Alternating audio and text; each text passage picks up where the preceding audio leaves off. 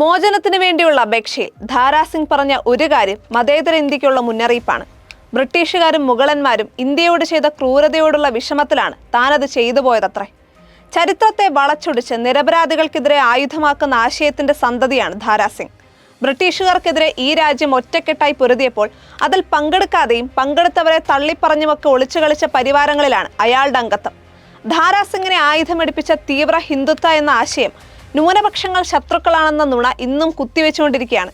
ധാരാസിംഗുകാർ BJP അധികാരത്തിലെത്തിയതോടെ പശ്ചിമ ബംഗാളിലും ന്യൂനപക്ഷങ്ങളെ തേടി നിയമഭയമില്ലാതെ ഇറങ്ങിക്കഴിഞ്ഞു. കൊൽക്കത്തയ്ക്കടുത്ത് ബരാസത്തിലുള്ള ഓക്സിലിയം സലേഷ്യൻ സിസ്റ്റേഴ്സ് നിയമപരമായി നിർമ്മിച്ച ഒരു ചാപ്പലും സെമിത്തേരിയും ഉടൻ പൊളിച്ചു മാറ്റണമെന്ന് ഒരു സംഘം ആവശ്യപ്പെട്ടത് കഴിഞ്ഞ ഞായറാഴ്ചയാണ്. ഹിന്ദു ജാഗരൺ മഞ്ച് എന്ന സംഘടനയുമായി ബന്ധമുള്ള 60ഓളം പേരാണ് സംഘത്തിനുണ്ടായിരുന്നത്. സലേഷ്യൻ സിസ്റ്റേഴ്സ് വർഷങ്ങളായി പെൺകുട്ടികളുടെ വിദ്യാഭ്യാസത്തിനും സാമൂഹിക ക്ഷേമത്തിനുമായി പ്രവർത്തിച്ചുകൊണ്ടിരിക്കുന്നവരാണ്. നിങ്ങളുടെ സർക്കാർ പോയി, ഇപ്പോൾ ഞങ്ങളുടെ സർക്കാരാണ് എന്നാണ് അക്രമികൾ പറഞ്ഞത്. ഇത്തരം വർഗീയവാദികൾ BJP തങ്ങളുടെ സർക്കാരായി കണ്ട് നിയമം കയ്യിലെടുക്കുന്നത് പതിവായി കഴിഞ്ഞു. BJP അധികാരത്തിലെത്തിയത് മുതൽ സംഘപരിവാർ ബംഗാളിലെ ക്രൈസ്തവർക്ക് നേരെ തിരിഞ്ഞ നിരവധി സംഭവങ്ങളിൽ പുതിയതാണ് മുകളിൽ പറഞ്ഞത്. പക്ഷേ എത്ര വൈകിയാലും നാം ഇന്ത്യക്കാർ സ്വന്തം രക്തത്തെ തിരിച്ചറിയും. മതേതര ഇന്ത്യയെ തളർത്തിക്കളഞ്ഞ തീവ്ര ഹിന്ദുത്വ കാഴ്ചകളിൽ പ്രധാനമായിരുന്നു ഗ്രഹാം സ്റ്റെയിൻസിനെയും മക്കളെയും ഉറക്കത്തിൽ ചുട്ടുകൊന്നത്. മറ്റൊന്ന് ഗുജറാത്ത് കലാപകാരികളിൽ നിന്ന് തന്നെ രക്ഷിക്കണമേ എന്ന് സുരക്ഷാ സേനയോട് കൈകൂപ്പി യാചിക്കുന്ന ഗുദ്ബുദ്ദീൻ അൻസാരിയുടെ പേടിച്ച് വിറയ്ക്കുന്ന മുഖം.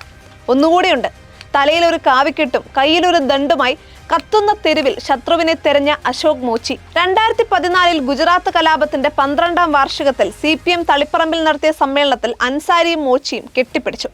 ദളിതനായ തന്നെ വംശഹത്യയുടെ ഭാഗമാക്കുകയായിരുന്നുവെന്ന് മുൻപ് കുറ്റസമ്മതം നടത്തിയിരുന്ന മോച്ചി അന്ന് കുത്ബുദ്ദീനെ പൂക്കൾ കൊടുത്തു. മോച്ചിയെ അൻസാരി സഹോദരനെന്ന് വിളിച്ചു. തങ്ങൾ ഗുജറാത്തികളാണെങ്കിലും അവിടെ ഇത്തരമൊരു കൂടിക്കാഴ്ച സാധ്യമല്ലെന്ന് മോച്ചി പറഞ്ഞു. രാജ്യത്തെ വർഗീയതയിൽ തളച്ചിടുന്ന വിദ്വേഷത്തിന്റെ ചതുപ്പ് നിലങ്ങളിൽ നിന്ന് നമുക്ക് മുന്നോട്ടു പോകാനുണ്ട്. ഒരിക്കലും ഒന്നിക്കാനാകില്ലെന്ന് കരുതിയ ഗുദ്ബുദ്ദീനും മോച്ചിക്കും ആശ്ലേഷിക്കാനും തളിപ്പറമ്പിലെ ഒരു മുറിയിൽ ഒന്നിച്ച് താമസിക്കാനും കഴിഞ്ഞെങ്കിൽ നമുക്ക് വീണ്ടെടുക്കാനാകാത്ത ഒന്നുമില്ല. ഗ്രഹാം സ്റ്റെയിൻസിനെയും കുഞ്ഞുങ്ങളെയും കൊന്ന അതേ വർഷം ക്രിസ്ത്യാനി ആയതുകൊണ്ട് മാത്രം അരുൾദാസ് എന്ന വൈദികനെ അമ്പെയ്ത് കൊല്ലുകയും ഷെയ്ഖ് റഹ്മാൻ എന്ന തുണിക്കച്ചവടക്കാരനെ മുസ്ലിം ആയതുകൊണ്ട് മാത്രം പശുക്കടത്ത് ആരോപിച്ച് വെട്ടിയും കത്തിച്ചും കൊല്ലുകയും ചെയ്ത ധാരാസിംഗ് മനുഷ്യത്വത്തെ പുൽകുമോ എന്ന് നമുക്കറിയില്ല. പക്ഷേ വെറുപ്പിന്റെ കോട്ടകളിൽ നിന്ന് ഒരാളെയെങ്കിലും മോചിപ്പിക്കാനാകുമെങ്കിൽ അതിനായി സ്വന്തം മുറിവുകളെ മറക്കാൻ തക്ക വിധമുള്ള ത്യാഗം സമകാലിക ഇന്ത്യ നമ്മോട് അപേക്ഷിക്കുന്നു. 80ാം സ്വാതന്ത്ര്യ ദിനമാണ് പടിവാതിൽക്കൽ. വർഗീയതയ്ക്ക് അടിമപ്പെടരുത്.